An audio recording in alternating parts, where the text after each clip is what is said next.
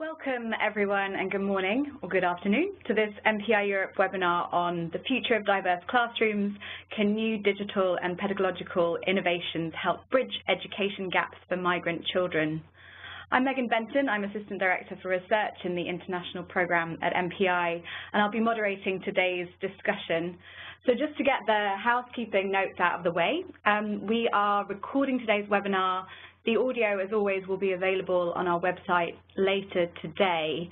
If any of you have any technical problems, please email events@migrationpolicy.org or call +1 202 266 1929.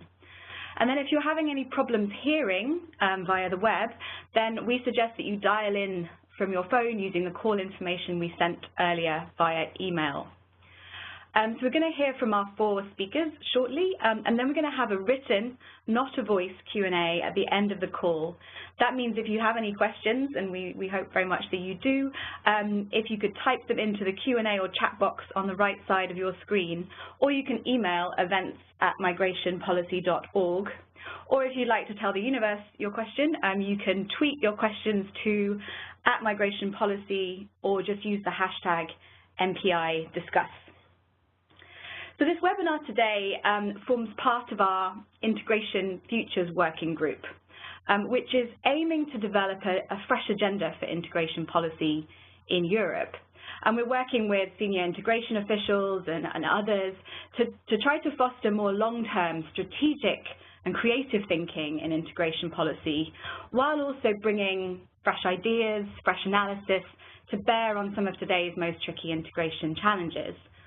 And today we're going to talk about a challenge that I think is both urgent and in need of some more creative thinking, the question of how education systems support diverse learners and more broadly whether Europe's schools are fit for the populations they serve. As many of you know very well, the migration crisis of 2015 and 2016 placed heavy strains on school systems. It brought more than 750,000 new foreign-born children into European education systems. And of course, this created some very immediate challenges related to infrastructure, teacher capacity, coordination and governance, and just finding shared spaces, of course, for these students. But it also shed light on broader, more structural challenges. The fact that most European schools were designed for a different population and also for a different era. And today we're launching a report which is called Mainstreaming 2.0, How Europe's Education Systems Can Boost Migrant Inclusion. This report highlights the unfinished job of updating education systems for diversity.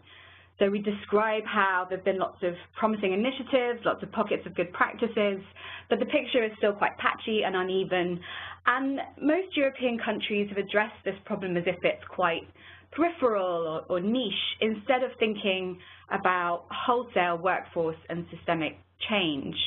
And our report calls for a more radical or structural rethink, or even a kind of revolution in education provision, so that school systems are designed for the populations that they serve, and so that all teachers are prepared to support multilingual classrooms, and so that education systems are designed to help people who arrive later in their school career, and they're not penalised by that. I think that future schools will not only have to support what is a new generation of learners with different skills and needs, but they're also going to have to prepare these learners for quite a different set of challenges, such as rapidly changing labour markets, where automation and digitisation are sort of transforming the jobs on offer and potentially how many jobs there will be, but also where people face the challenge of precarious and choppy work and have to negotiate careers in a slightly different landscape. So we're going to talk today about how these recent and emerging trends create a spin on old challenges, but also revisit the toolbox for supporting diverse learners to assess whether there's scope for a sort of more innovative approach. And we're going to hear from some speakers who've approached this from quite different angles, both on a practitioner and on a policy level. First up, we're going to turn to Thomas Huddleston. Thomas is the Programme Director for Migration and Integration at the Migration Policy Group. He also coordinates the steering committee in the Sirius network, which has really been a pioneer in thinking through these kind of structural changes in the education system demanded by rising levels of diversity. Thomas. Great, thank you very much. I'm very thrilled to be here on behalf of Sirius, where many organizations, including MPI, have been able to try and bring migration and education stakeholders more together to face the challenges in today's schools. And I think that this topic is quite an important one, where we can see that digital competencies are themselves very important for migrant and refugee pupils looking to the world of tomorrow, but they're also a key transversal tool that can be used to help migrant and refugee pupils acquire other key competencies across the school system. I again agree that it's important, as has been framed, to see this as a response to the large number of arrivals since 2015 and 16. Many of our education systems are rather conservative in making the kinds of changes to the system that migrant and refugee pupils need, as we see from the results of the Migrant Integration Policy Index, the MIPEX. And since the large number of arrivals, work done by several organizations in the migration and education sector have made clear that many of the youth coming in do have particular learning needs, and that their transitions through the education system are going to be quite a challenge. This was highlighted in a report by the Migration Policy Group and Sirius back in 2016, and we are doing our own update for the European Parliament to be updated and presented next month. And there, unfortunately, we see that there are still so many years of missed learning that are being created by the lack of adapted support for particularly refugee children in many of the education systems across Europe. For example, research done by Sirius called NOAS finds that most teachers are still not trained or experienced to be working with these pupils. Another called Alveor, as a project, helped us to look to find any available multilingual teaching materials, and it's still quite limited. So while the best way probably to address these challenges would be reform, these learning needs are really quite urgent, and we cannot wait for reform. That's why we've seen over the past 3 years a large number of new initiatives to try and address this. And I have to say, unfortunately, it's still 3 years later since the large number of arrivals, and we're still in a phase where we're talking about innovation and voluntary initiatives rather really than systemic change. But just to look at those initiatives, the European website on integration has been tracking where there have been new tech and voluntary initiatives, and we do see that practitioners of all sorts are trying to use digital platforms to provide multilingual information, trying to promote tech startup or entrepreneurship in particular as a way to develop digital competences, trying to find a way for people-to-people mentoring also through different platforms. But unfortunately, these initiatives are still really at a piloting phase. We don't have as much networking and structural coordination of these new initiatives within the education system. And the European Commission has been trying to promote how massive online courses can be used for migrant and refugee learners. For example, their school education gateway provides opportunities for teachers to get training on these specific needs, and also their online language system makes it possible for adults to remotely learn different European languages. But generally speaking, we don't yet know how these types of digital or remote learning can really be useful in the school education context. For example, the European Commission's MOOCs for Inclusion report tried to look and see what kinds of MOOCs have been developed over the past 3 years. And the most important takeaways from that report are that very few of those developed have been in primary or secondary education or for teacher training. Most of what's been developed in that field has been rather traditional methods for teachers and students, so print materials, video materials, multimedia materials. And more worryingly, that hardly any of these MOOCs that have been developed are really well known among refugees who participated in focus groups, except for those that are language learning. So I do think it's a really critical time in, let's say, as a 2.0, to really look critically at what these types of learning initiatives do well and don't do well, and particularly how they have to be adapted in the framework of school education. Great, thanks so much, Thomas. And I really liked your point that even though we all want systemic change and we're kind of all on the same page on that, you have to think about ways to plug the gaps in the meantime. And in a way, the crisis was kind of fertile ground for lots of innovation, which now is the time to kind of learn from. I also think it's an interesting point about MOOCs not having been used for teacher training. In a way, there's been a lot of emphasis on digital innovations supporting migrants and refugees themselves rather than thinking about other ways to plug the gaps in systems. So that was a really helpful intro. Next, we're going to turn to my colleague, Aliyah Ahad. She was the lead author on the report I mentioned earlier, and she's going to talk about the challenges and opportunities of some of these new innovations. Aliyah. Hello, thank you. So obviously there's no silver bullet to address the huge challenges that Thomas and Megan have already described. But as we know, some schools and classrooms have already turned to innovations in technology as at least a partial solution to supporting mixed ability in multilingual classrooms, and also to giving students the skills they need in the 21st century in diverse societies and labor markets. But we've seen that these innovations are largely untapped, as Thomas has already said, and they're being used sporadically and on an ad hoc basis. So in our report, we highlight a number of key opportunities where technology can improve educational outcomes for migrant pupils. And these are primarily by plugging the gaps in language instruction and in expanding teacher capacity. For example, we discussed the use of transcription software, such as Access Innovation Media, which can record everything that's said in a class and provide it in a downloadable format that students can then use to revise at their own pace or even to translate into their own language. We also talk about technology-assisted distance learning. So in the event that there is a sudden increase in arrivals, students who might otherwise have to wait to enter mainstream education classes could gain immediate access to welcome and orientation classes online. And additionally, many resettled and relocated refugees may find themselves in an area without many co-nationals or common language speakers, in which case a shortage of mother tongue teachers and teaching assistants, students could communicate with and receive support from instructors online. But I think it's important, and in this presentation I just want to offer 3 points for critical reflection and discussion for later. And the first is, how can educators and policymakers lead from the front in shaping the design of EdTech innovations so that they can operate at scale while also serving the communities that need the most support?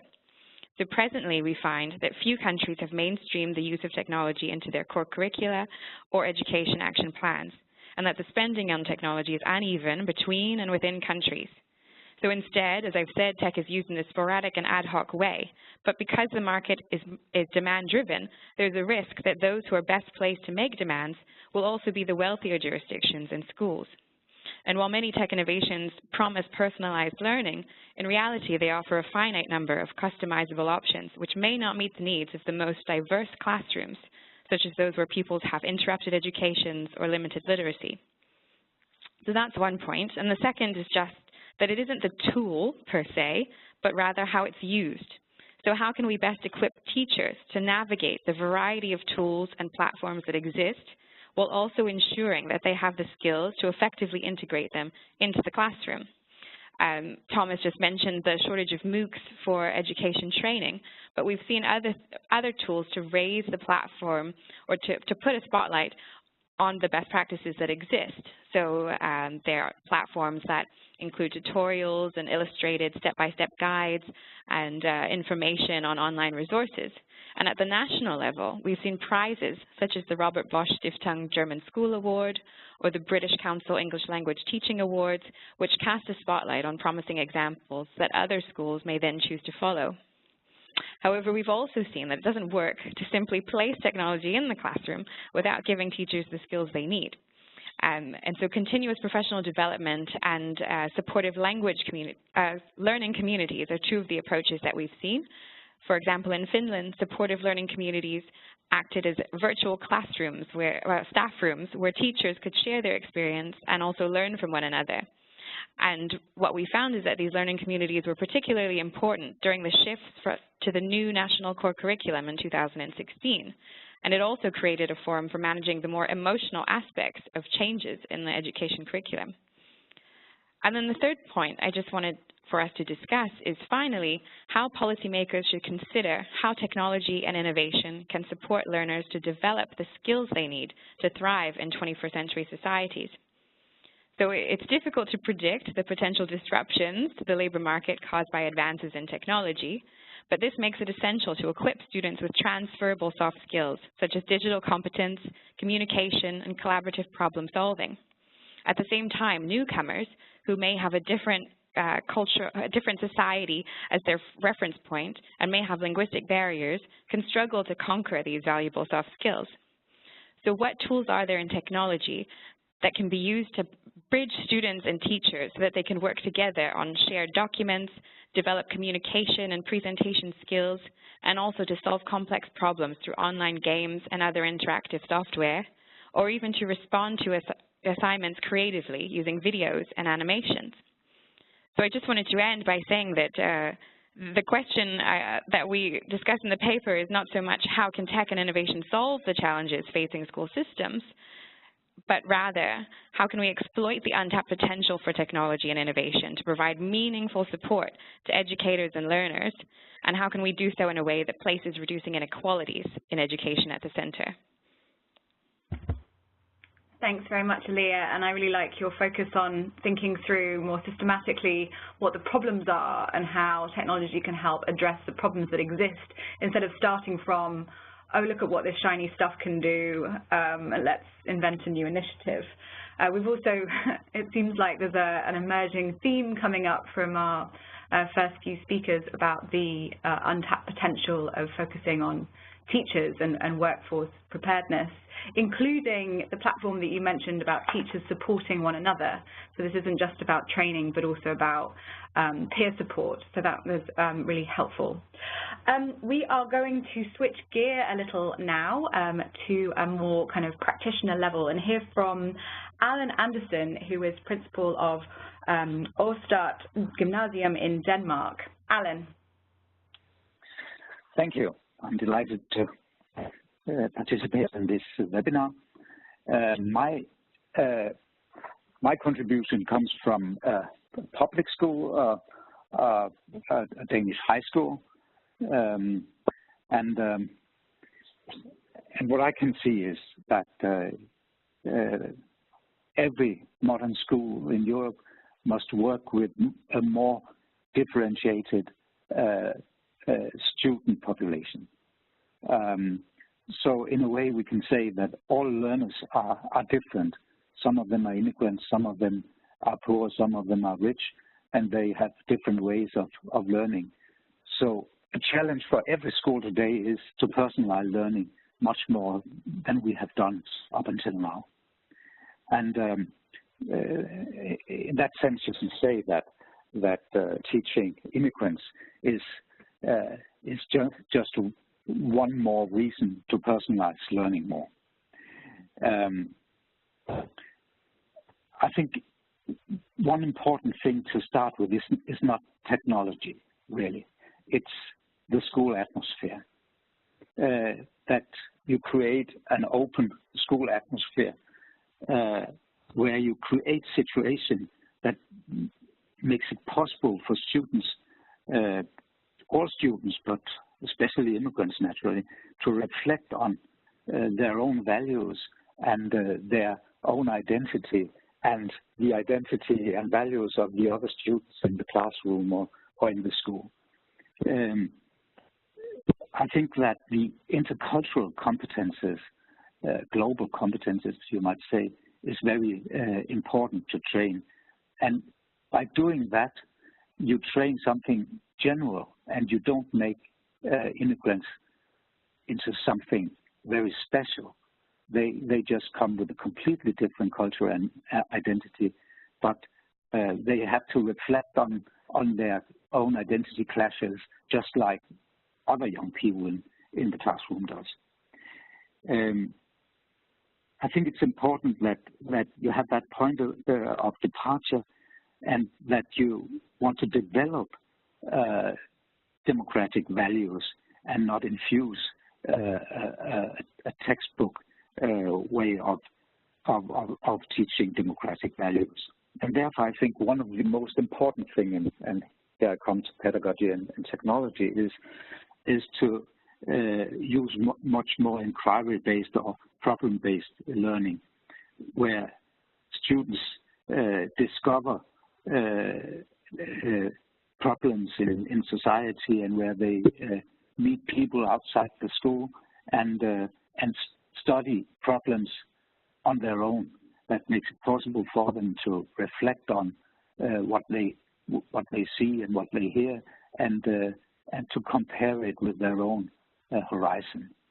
So problem-based learning and design thinking, where you work together with organizations or people outside the school, local community, and get into contact with the society where you have arrived. And technology is very important here, because you use technology to produce something. For example, in my school, we make a lot of documentaries, so the camera is a very good inquiry tool. I mean, you go out into the world, use a camera to document, and afterwards you reflect and you edit, and you produce something that you can show for your fellow students or people outside the school. So I think that's the most important reforms of modern school, that makes diversity of schools into a quality and not to something negative and difficult. And of course, that demands very much change from the teachers and from the schools. But I think that's the best way to go, both for immigrant students, but also for all the other students. And by the use of technology, you can overcome language barriers, because you can use pictures and movie clips and things like that, and start to communicate before you know a language completely. So that's the most important thing as far as I'm concerned. Thank you. Thank you so much, Alan. It's such an inspiring example, and this complete reimagining of a school that will really work for all learners, not see kind of migrant learners as having particular special needs. This kind of differentiated, personalized approach, you really provide a strong case for how it is really the best thing for all students. So thank you so much for sharing. I also wanted to just briefly apologize for the little squiggle technical sound in the middle to those of you who are listening in. So last but not least, we are going to turn to Margarita Rodriguez. She is from the Joint Research Centre at the European Commission and has recently written a report on whether tech is helping or hindering migrant students. Margarita. Yes, thank you very much for this kind invitation. I think this webinar is very timely and interesting. So actually at the Joint Research Centre and more generally at the European Commission, this is a very relevant topic that is high in research and policy agendas. So just last month, for instance, the European Commission launched a communication on the digital education plan. And among other things, it aims at ensuring that the digital transformation in education is inclusive.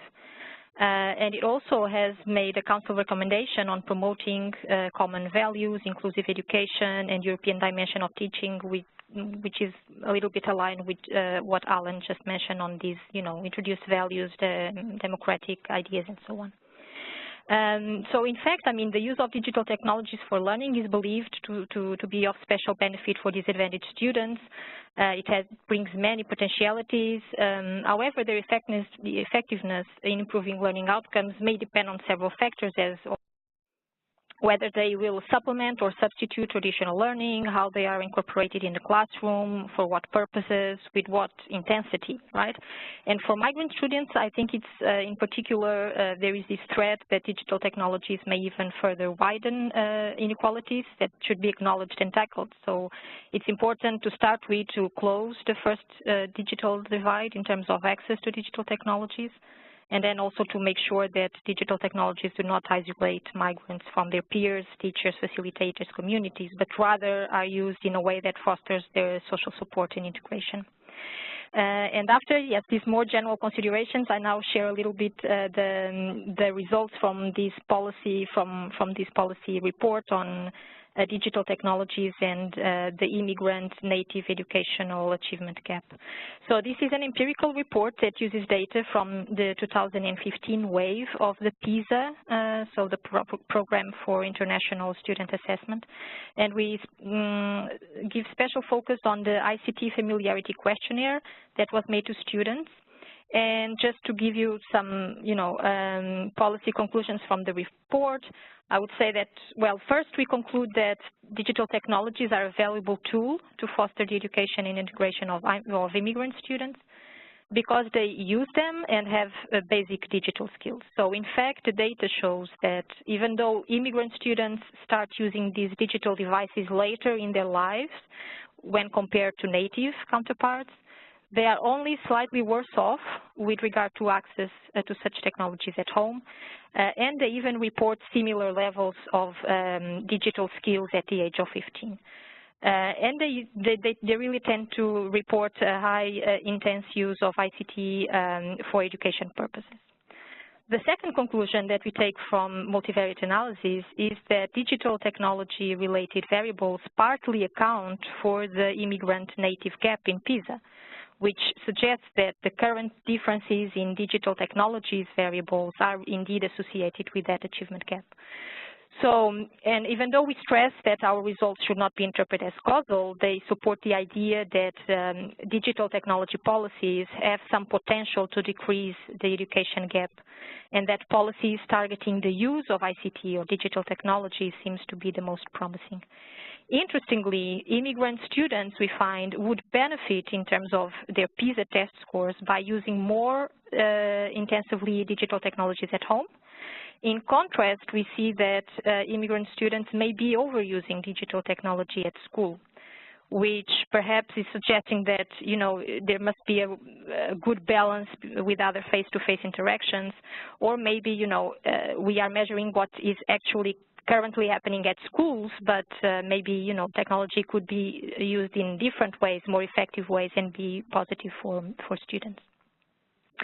And the third conclusion, and despite these overall first two conclusions, our analysis also reveals that there are country and context-specific differences. For instance, differences between first and second generation immigrants. And this suggests that it's crucial to know well the specificities of the target population and that we should be more ambitious than pursuing a one-size-fits-all policy strategy. And I mean, of course, these conclusions are certainly valuable, these reports are certainly valuable, but it's also somehow limited, right, to the data that we had at hand, and the fact that it focuses on 15-year-old students that are already actually at formal schooling. Therefore, I would also like to highlight that several other projects at the Joint Research Center also point to the potential of digital technologies for learning in more non-formal or even informal education settings. So Thomas already mentioned the MOOCs for Inclusion, which is a report of a colleague of mine. So he already mentioned a little bit some of the details. Indeed, so it seems that migrants are not that well aware of these free digital learning offers available to them. And an interesting point also is that the research points to an optimal type of digital learning offer that encompasses a specific combination of features, like it is targeted to migrant individuals, that provides support, services, and guidance to the learner, and that is blended, so not 100% online, not to exclude migrants from face-to-face interactions. And to conclude, I add just a final point that digital technologies may affect students, of course, by targeting other education players, such as teachers. It was also mentioned here that providing teacher training via MOOCs or online collaboration platforms on how to deal with migrant issues is relevant. And just my final point is that, you know, while we are collecting some evidence on our research, I still think it's needed to gather more research to really know what works for which students, for migrant students, but also overall, to make sure that the technologies that are put in place at school are really having the wanted effects.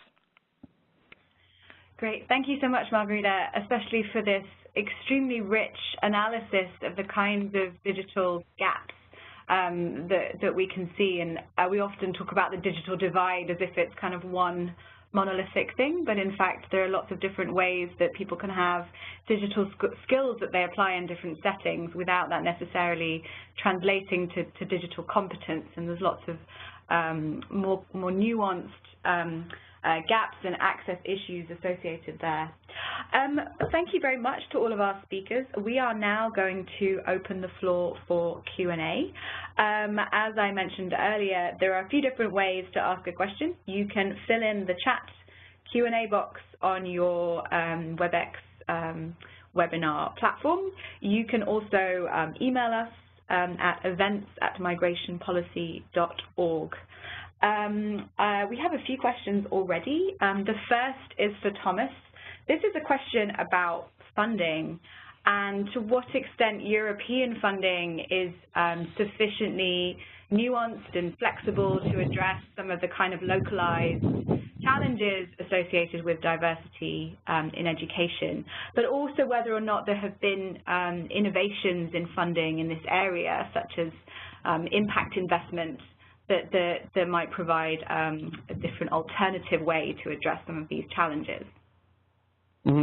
Certainly. I mean, the funding for integration issues writ large has been the broadest, most concrete way that the European Commission has contributed to member states' responses to the large number of arrivals. And that has meant that funding on these topics, which maybe before was relatively concentrated in things like the Asylum Migration Integration Fund, AMIF, have instead now been really expanded across all of the DGs to the point that migrants and refugees have been identified as key target groups for many relevant social funds. And the EU's urban agenda has really tried to particularly look at the local level, at how local level authorities can be using different employment, social, education, and regional structural funds in their response to migrant and refugees. Now, that said, a lot of these funds are good to study at the European level. The Commission has just come out with a good handbook giving you an overview of all these funds, but most of these funds are actually delegated to the national or regional level where the decisions are being made. So while the European response has been to say we need to make migrant and refugee pupils as well in the area of education a priority, you know, the decisions on funding still remain at the national and regional level. And if the priorities are different at that level, or if really other goals have been articulated and the funding has already been addressed, it's difficult to try and then use these EU funds as a way to directly respond to the needs of migrant and refugee pupils. Instead, the kind of direct funding that you would hope from the European level is relatively limited in terms of emergency funding or some types of union actions where you have to be actually going in for a project with local authorities in several European countries. So there have been some good examples of well-funded projects through Erasmus+ on education of migrant pupils, and you can go and explore those projects through the website of the European Commission. But there are definitely some challenges for funding to be the way that the EU directly responds to local education challenges of migrant and refugee pupils. Great, thank you very much, Thomas. Next up, we have a question for Alan. So there's a lot of focus on using technology and innovative tools to address skills primarily, but are there also opportunities to address some of the other barriers that migrant pupils may face, such as prejudice or discrimination, or the kind of a lack of aspiration type challenges? Yes, I think so.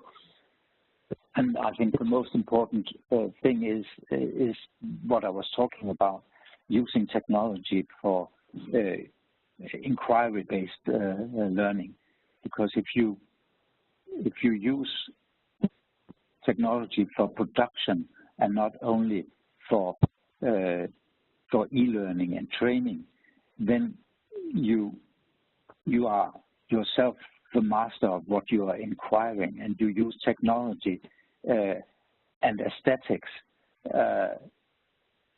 to make to discover values in your society and compare them with your own, and you can produce documentaries or whatever about the problems that you see, and you can use the school as a platform to get into contact with the outside world and invite them into the school and have discussions about it. I think that's the most important and overseen aspect of technology, is technology for creative production. And being creative, you also have to be reflective, and in that way you learn something about the society where you have arrived into. Great, thank you so much. And next up we have a question for Leah. Is there anything which has been taken up at scale in any countries or schools? So another way of putting this is what do you think the most promising tech tool is, and is there anything that's being used on a wider scale? Thank you. Yeah, I mean, as I was saying, what we've seen so far is that a lot of these innovations are done just at the school level on one hand, or even at the classroom level by particularly innovative and courageous teachers.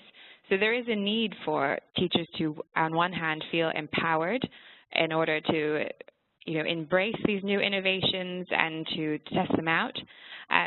But then there also needs to be some links between the school leadership and from school leadership towards school boards and authorities where they can be put on a broader scale. I think one example that we've seen, which is promising, is again in Finland, where they did have this sort of 2-year process of revising the core curriculum. And within that core curriculum, they integrated a lot of competencies that included technology and included things to do with 21st century skills and digital learning. And from that, then they have created these communities of support around implementing this change and ways of sharing the ideas or the best practices that they have. And these include not only digital competence or digital innovations, but also pedagogical innovations and just face-to-face contact between different groups using external stakeholders, such as the retired community, through things like reading grandmas and grandpas, which come in and help students expand their literacy in that way. And so I think when you have such a thorough process of curriculum review, then you're able to embrace new stakeholders and generate new ideas that can be implemented at scale.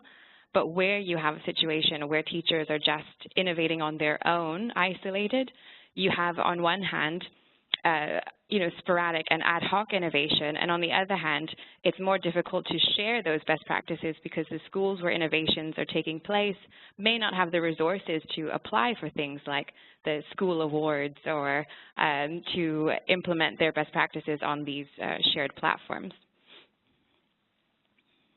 Great, thanks, Leah. That's really, really helpful. Next up, we have a question about digital skills and how to address these gaps in digital skills. This is for Margarita. You spoke about the kind of different types of digital skills gaps that there can be. Do you have any recommendations about how to address these different types of gaps? So basically, well, the very first gap is, of course, the one of access, right? And one thing that comes really clear from my report is that those students that arrive at the host country later in their lives really have the lowest level of access to digital technologies at home. So this would be the very first one. And of course, in that way, the schools are really a primary and a privileged location to provide that access. Then, in terms of skills, actually, I mean, of course, this is based on how PISA measures skills, digital skills. We see actually that immigrant students really have similar levels of skills to natives. So in that respect is okay. Now, one thing that I would like to stress also in terms of the of skills of teachers and students, I would also like to stress that the Joint Research Center as well has published recently frameworks on digital competence, one for citizens and one for educators. And there, basically, the idea is to conceptualize what digital competence means, and specifically for teachers, there is even one area where they elaborate a little bit on how to use digital tools to empower learners. And in there, it goes a little bit more in depth to how how teachers could adapt digital technologies to each student needs, including for migrants. So I think it's important to first of all also to think a little bit what digital skills mean, how they are conceptualized, and then to act on them. Great, thank you. That's really fascinating. And again, the theme of teachers being where the action is at is coming through very strongly. The next question I have, I'm not sure who to aim it at because it's asking whether or not there are any innovations or interesting initiatives that involve parents of migrant and refugee pupils. One of the things that we talked about in our report was thinking through the role of the school as broader integration actors. So it's not just about pupils themselves, but the school as a kind of community hub. So I was wondering if anyone has any initiatives they'd like to share, or in Alan's case, if you want to share how you engage with parents. Since I'm opening this to everyone, would you mind just saying who you are, if you are able to jump in on this? Alan, yes. I would like to say something. Great, thank you, Alan.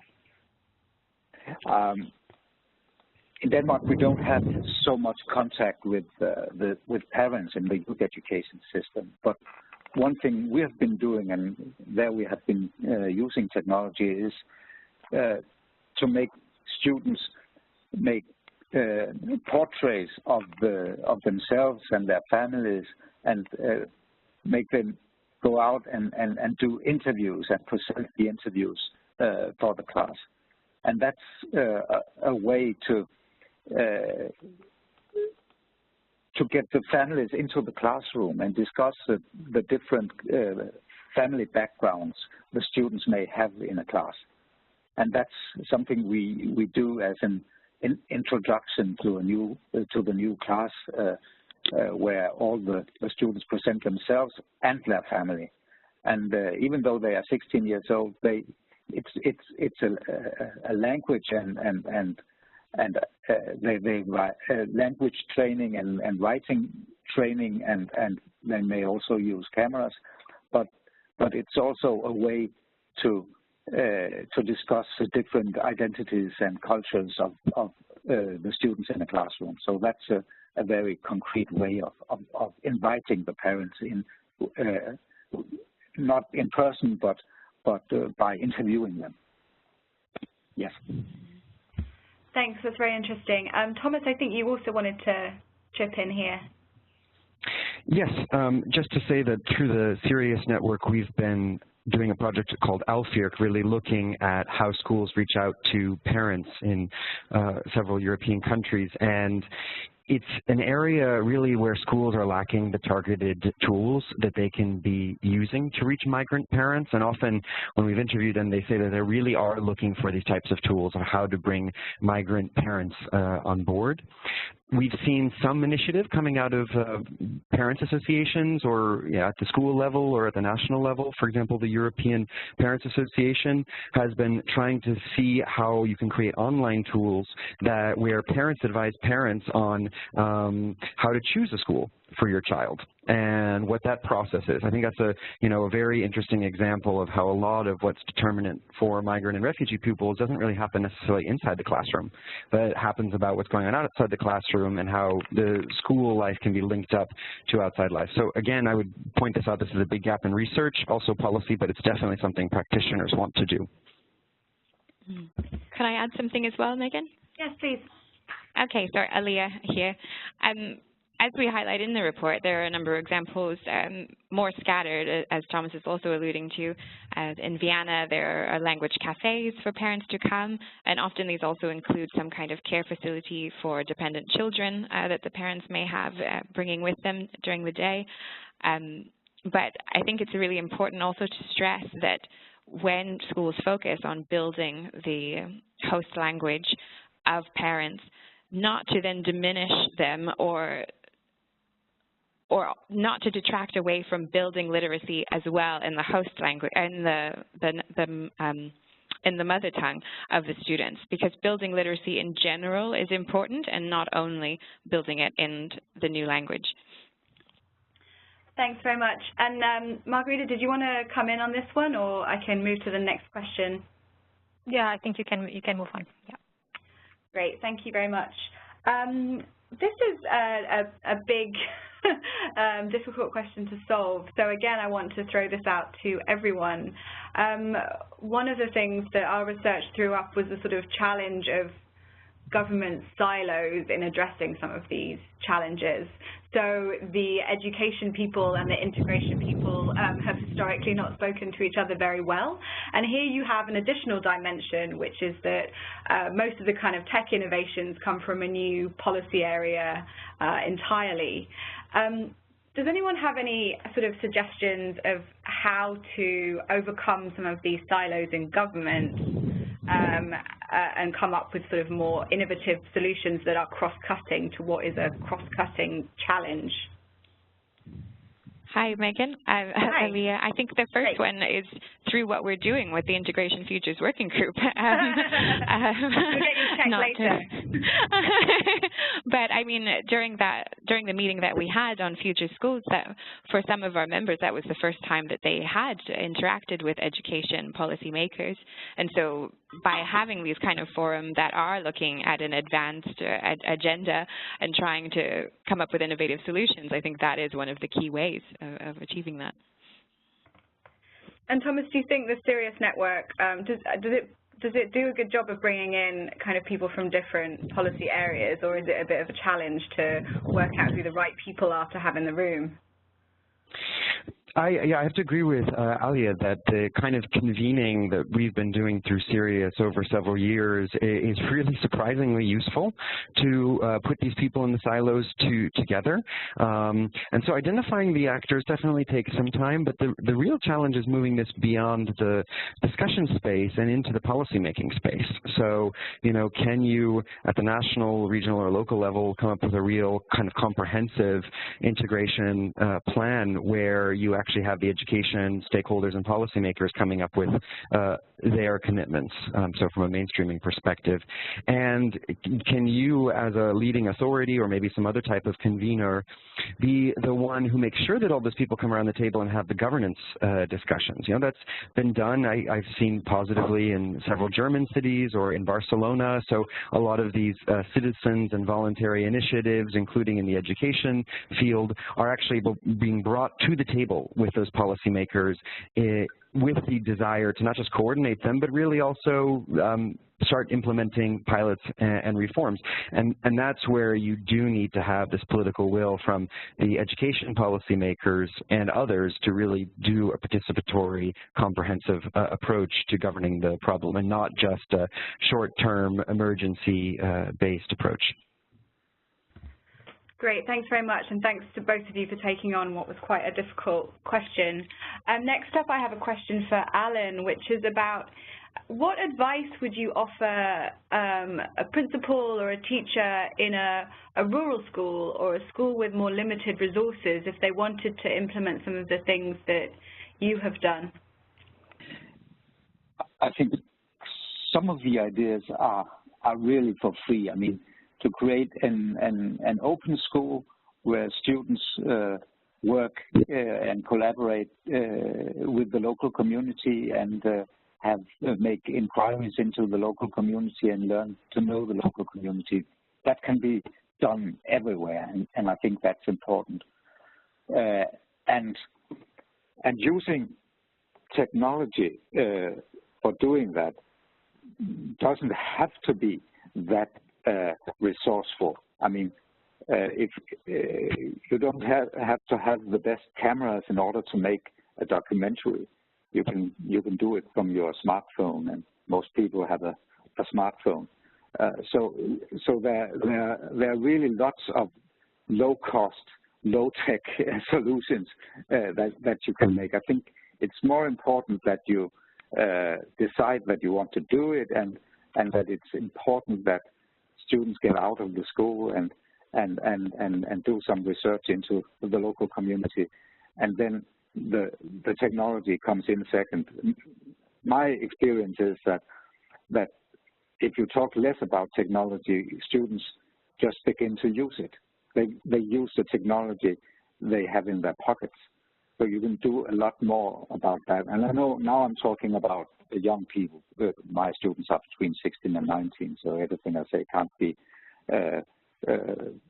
set up. It's not the same thing for primary school, but I think lots of things can be done without a big portion of money from the government. Thank you. Great, thank you. We are running a little short on time, so I want to finish by asking all of our panelists one difficult question. It sounds like we've really reached a moment here, a sort of potential inflection point where there are lots of bright ideas, lots of promising initiatives, new models of doing things. But I think the challenge that we're facing is how to get beyond this kind of collection of bright ideas phase and think about how you change systems. So my question for everyone is, how do you scale what works, or how do you scale innovation? And I would like to start with Margarida, if that's okay. Yes, sure. Well, I think first of all you have to know what works, and I still think that's a big gap, that we know exactly what works. But let's say that we do some work on that and we get some ideas. Then I think actually, again, digital technologies could be, you know, an important tool to scale up those ideas and initiatives. You know, I mean, there is a lot of going on at the European Commission also in terms of fostering virtual collaboration across schools in different countries, in the same countries. What is called like virtual mobility of students and so on. And I think this could be a way, you know, of peer learning, of sharing best practices, coming, you know, putting people together and exchanging views. I think this could be really a way. Great, thank you very much. Some great ideas there. Can I turn to Aaliyah next, please? Yeah, sure. I think I just want to say that it's not necessarily something that has to come from a top-down perspective. So because there is still some disagreement about what really works in tech, I think it might be better to bet on several winners when you're trying to scale different projects, and starting with pilots that engage stakeholders who are willing and are on board, and then try to scale from there, as opposed to having something that's directed from the top. And in that same vein, it's crucial to involve all the relevant stakeholders, so the teachers, parents, school leaders, and the persons who are really going to be the linchpin of any successful innovation. Thank you. And Alan, do you think that your model, your school, could work on a much larger scale, and how do you think that that could ever happen? Yes, I think much of what we're doing can be channeled into other countries and other schools. We have a big project with the region of Calabria, where we help South Italian schools making their teaching more digital. We have had, through Erasmus projects, many teachers from that region visiting our school, and now they are implementing many of the methods.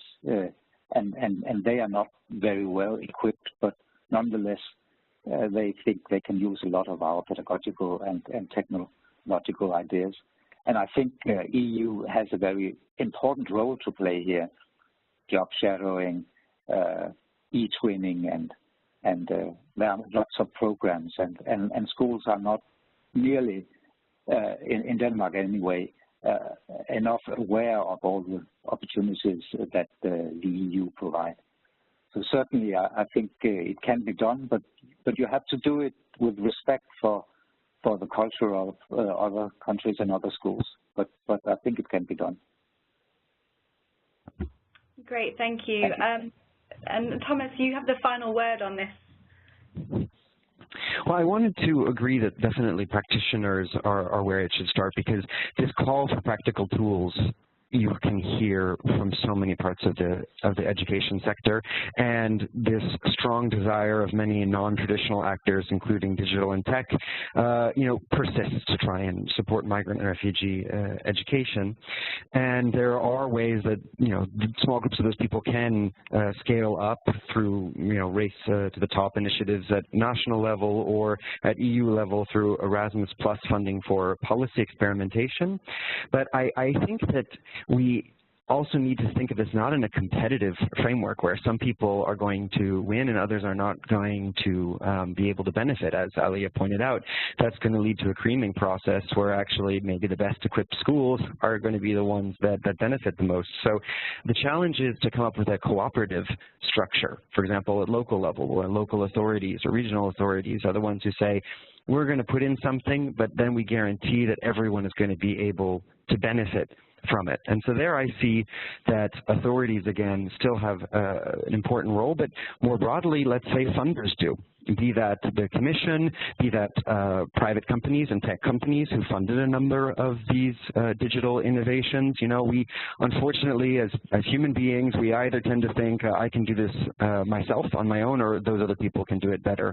And instead we need to say, no, if I'm really going to experiment here using these different types of tools, I really need everyone on board and everyone's got to benefit. Great, thank you. And thanks very much to all four speakers. There were some really fantastic ideas just now in how to scale, but also some amazing insights in this whole webinar. I'll certainly be listening again to the audio to try to scribble down all these amazing thoughts that we've shared today. The audio from today's webinar, in case anyone else wants to do that, will be available at migrationpolicy.org/events. And I also wanted to thank you so much to our broad and international audience. Apologies if any questions went unanswered, but we'll be sure to get back to you separately offline. And I just wanted to finish with a final plug for the report that just came out today, hot off the press, Mainstreaming 2.0, How Europe's Education Systems Can Boost Migrant Inclusion. Also, if you're interested in the broader work of the Integration Futures Working Group, the website is available on your screens now, or you can email me. Be very happy to chat about it. And for any reporters on the call who need more information, please call Michelle at +44 208 123 6265. Thank you so much, everyone, and have a good day.